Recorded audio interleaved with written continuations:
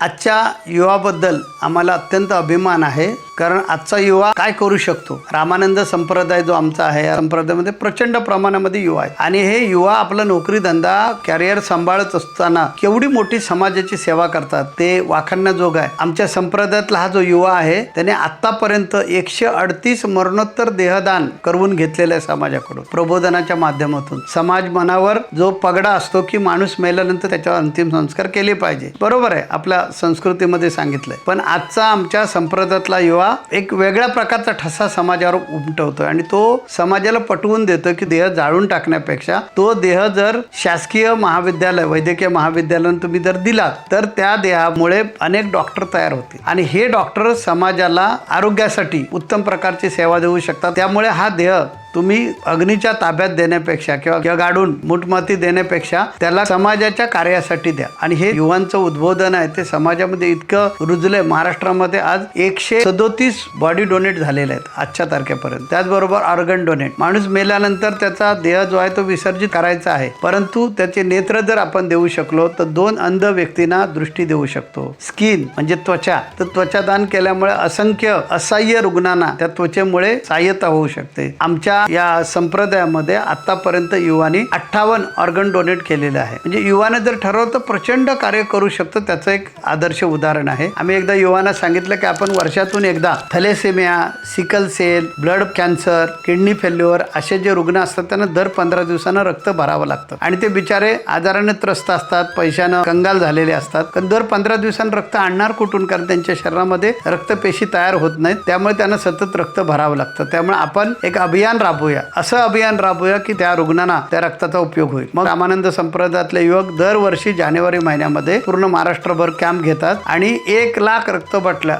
महाराष्ट्र रक्त संक्रमण परिषद जी आहे गव्हर्नमेंटची, त्या शासनाच्या रक्तपेढ्यांना हे रक्त विनामूल्य उपलब्ध करून द्यायचं आणि दरवर्षी हे आमचे युवा करतायत। या जानेवारीमध्ये 4 जानेवारी ते 19 जानेवारी ह्या कालावधीमध्ये 15 दिवसात 1,36,272 लोकांनी रक्तदान केलं। त्यामध्ये युवा पण मोठ्या प्रमाणात स्वतः रक्तदान करतात आणि लोकांना प्रबोधन करतायत। त्यानंतर ब्लड इन नीड नावाचा आमचा एक उपक्रम आहे, तर ब्लड इन नीडच्या माध्यमातून हे युवा ज्या रुग्णांना गरज आहे रक्ताची तिथे स्वतः समाजातील रक्तदात्याला घेऊन जातात आणि रक्तदान देतात। दरवर्षी कमीत कमी 15 ते 20 हजार रुग्णांना रक्त उपलब्ध करून दिलं जातं। त्या हा युवा प्रचंड प्रमाणात आज समाजसेवा करतोय आपलं करिअर सांभाळून। त्यामुळे त्यांनी माळाच घेऊन बसलं पाहिजे आणि भक्ती केली की त्यांना ईश्वर पावेल किंवा ईश्वरापर्यंत पोहोचता येईल असं नाही। त्यांच्या अंतःकरणामध्ये जो भाव निर्माण झालाय की समाजासाठी आपण उपयोगी पडलं पाहिजे, ती सुद्धा फार मोठी ईश्वरी सेवा आहे।